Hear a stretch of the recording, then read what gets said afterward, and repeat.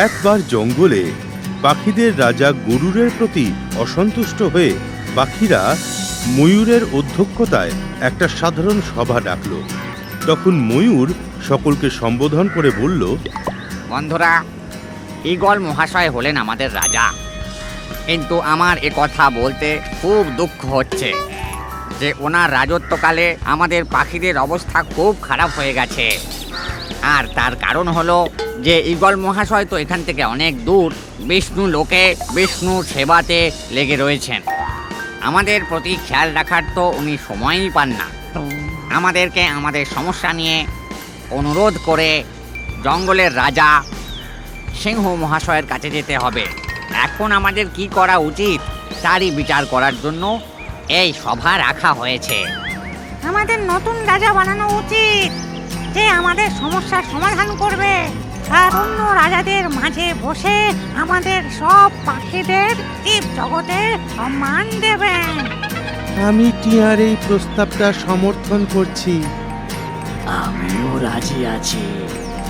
ময়ূর পেখম মেলল এবং ঘোষণা করল, তাহলে সর্বসম্মতিতে ঠিক হলো যে আমরা নতুন রাজা নির্বাচন করব, কিন্তু কাকে বানাবো রাজা?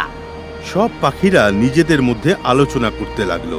তখন চড়ুই পাখি বলল, আমি রাজার পদের জন্য পেঁচার নাম প্রস্তাব করছি।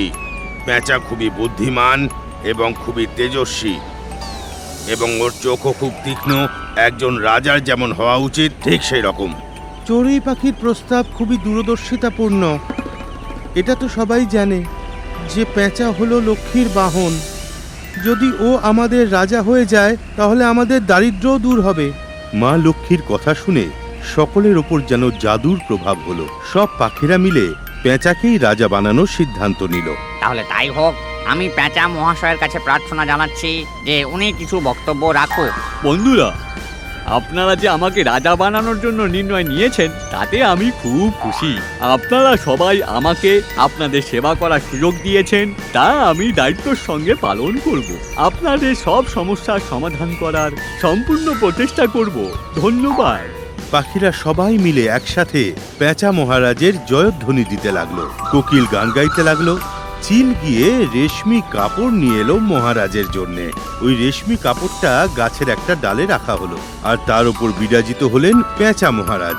পায়রা গিয়ে বিভিন্ন রঙের সুতো নিয়ে এলো এবং গাছের ডালে বেঁধে বেশ সুন্দর করে গাছটাকে সাজালো।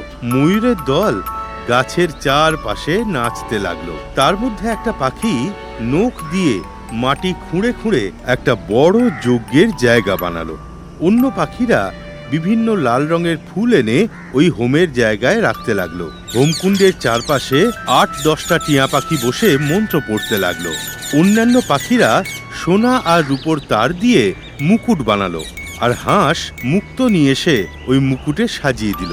তখন দুটো টিয়া পাখি পূজারী পেঁচার কাছে প্রার্থনা জানালো, হে পাখিদের শ্রেষ্ঠ পাখি, চলুন মা লক্ষ্মীর মন্দিরে গিয়ে মা লক্ষ্মীর পুজো করি। নির্বাচিত রাজা পেঁচা দুই টিয়া পণ্ডিতের সাথে লক্ষ্মী মায়ের মন্দিরের দিকে রওনা হলো। ওদের চলে যাওয়ার কিছুক্ষণের মধ্যেই ওখানে এসে উপস্থিত হলো কাক। ওখানে আনন্দ উৎসবের বাতাবরণ দেখে কাক জিজ্ঞেস করলো, দাদা, এখানে কোন উৎসবের তোড়জোড় চলছে? পাখিরা পেঁচাকে রাজা বানানোর কথা বলল। তখনই কাক চেঁচিয়ে উঠল, আমাকে সভাতে কেন ডাকা হয়নি? আমি কি পাখি নই নাকি? এটা হলো জঙ্গলের পাখিদের সভা। তুমি তো বেশিরভাগ সময় গ্রামে শহরে ঘুরে বেড়াও, তাই আমাদের সাথে তোমার আর কিসের সম্পর্ক? কাক পেঁচার রাজা হওয়ার কথা শুনে জ্বলে গেল। ও মাথা খুঁড়তে লাগলো আর কাঁ কাঁ করে চেঁচাতে লাগলো। তোমার কি মাথা খারাপ হয়ে গেছে নাকি যে পেঁচাকে রাজা বানিয়ে দিলে? পেঁচা ইঁদুর খেয়ে বেঁচে থাকে, আর এটা ভুলে যেও না যে পেঁচা কেবল রাতের বেলাতেই বাইরে বেরোয়। নিজেদের সমস্যা আর অনুরোধ নিয়ে কার কাছে যাবে? দিনের বেলা তো তাকে পাওয়া যাবে না। কাকের কথায় পাখিদের মাথায় চিন্তার ভাঁজ ফেলল।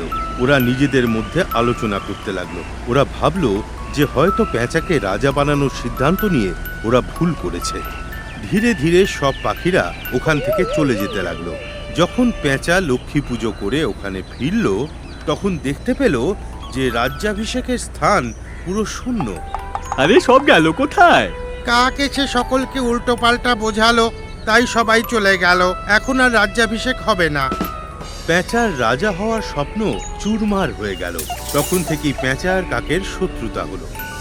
শিক্ষা: কারোর আনন্দে ব্যাঘাত ঘটিও না। আমাদের ইউটিউব চ্যানেলটিকে এক্ষুনি সাবস্ক্রাইব করুন। নতুন ভিডিও দেখার জন্য বেল আইকনটি অবশ্যই টিপুন।